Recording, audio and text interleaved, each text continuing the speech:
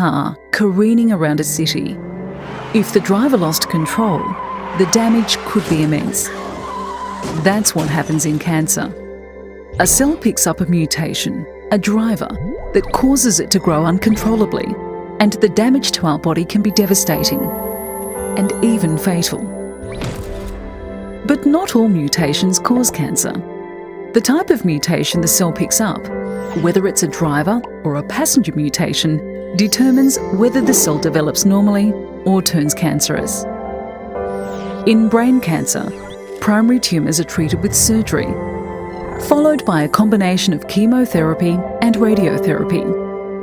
Most patients survive the initial tumour, but the disease may reappear, which is called a recurrent tumour, and or may spread to another part of the body, a metastatic tumour. Secondary tumours are much more resistant, and patients with these tumours often die. Recent advances in genomic science have shown that many types of recurrent metastatic tumours are so different from the primary tumour, they're effectively a completely different disease. So it's not surprising that treatments designed to combat the primary tumour fail to treat the recurrent disease.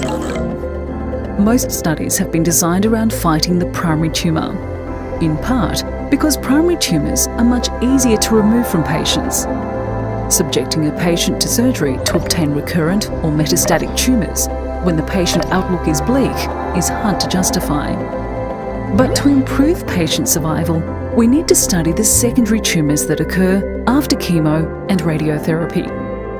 Professor Brandon Wainwright's group at the University of Queensland's Institute for Molecular Bioscience, IMB, discovered the first gene known to cause any brain cancer. They have since focused their attention on a type of brain tumour common in children known as medulloblastoma. It occurs in the cerebellum, a small section at the rear of the brain responsible for our balance and coordination. But how does a brain tumour such as medulloblastoma develop in the first place?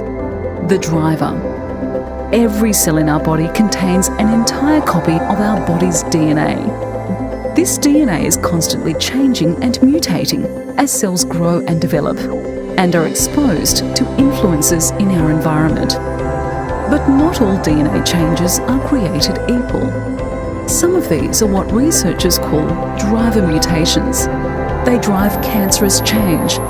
And some are passenger mutations, or mutations that don't actually affect the cell. To stop the car, you need to target the driver while leaving the passengers alone. The Wainwright group is studying tumour cells to work out the genetic changes that are drivers of cancer. They're then asking, are there any drugs that target these drivers? Developing a new drug from scratch is a process that takes an average of 15 years, costs over $1 billion and could fail at any point along the way. Repurposing an existing drug is much faster, meaning it can be used as a treatment for patients sooner. The Wainwright Group have identified a driver in medulloblastoma that can be treated by an existing class of drug. They test the drug by removing the tumour and grafting it onto the brain of a mouse. There, it grows identically to the tumour in the child. The researchers treat the tumour using existing methods. If it returns and spreads or resists treatment, they use the existing drug that looks promising. In this way, they're testing existing drugs on real tumours that have recurred or spread without having to subject young patients to unnecessary surgery. By attacking this driver and stopping the cancerous mutations, they are coming closer to understanding and hopefully beating cancer.